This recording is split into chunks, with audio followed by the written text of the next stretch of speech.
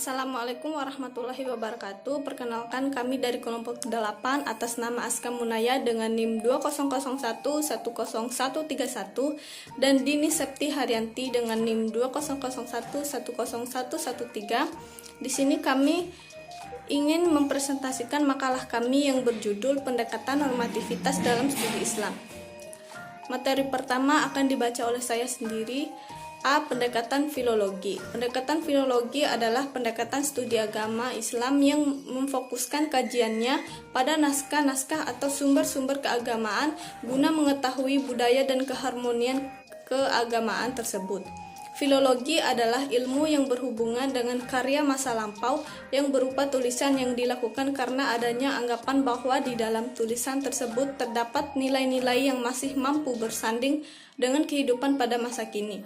Menurut Baroroh, faktor-faktor penyebab lainnya filologi sebagai disiplin ilmu adalah sebagai berikut. A. Munculnya informasi tentang masa lampau di dalam sejumlah karya ilmiah.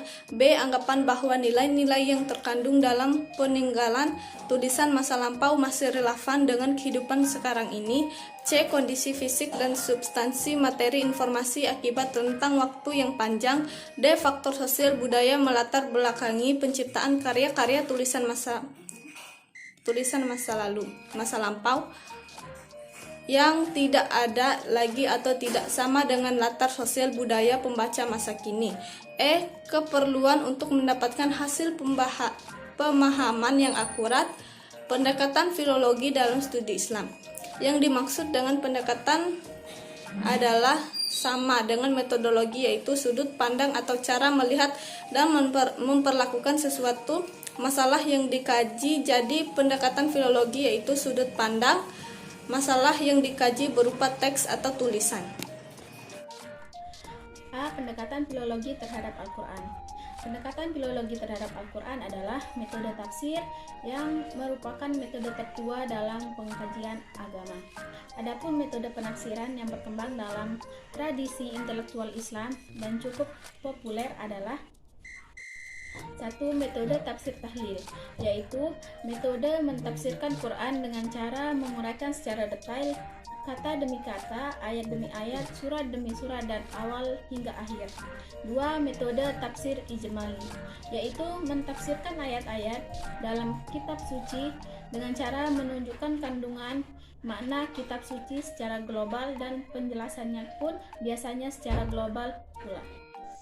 3. Metode tafsir muqaran, yaitu dengan cara membandingkan ayat Al-Quran dengan ayat lainnya yang memiliki kemiripan redaksi baik dalam kasus yang sama maupun yang berbeda.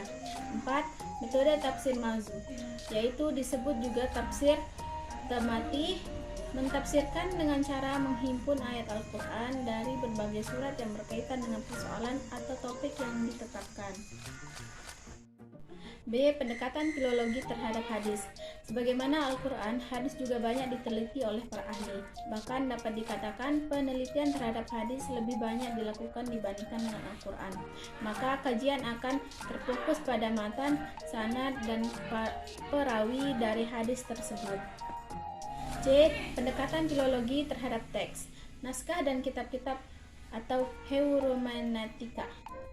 Pendekatan ini memang belum banyak digunakan meskipun oleh pihak-pihak pengguna kitab-kitab klasik itu sendiri, seperti pesantren-pesantren di Indonesia.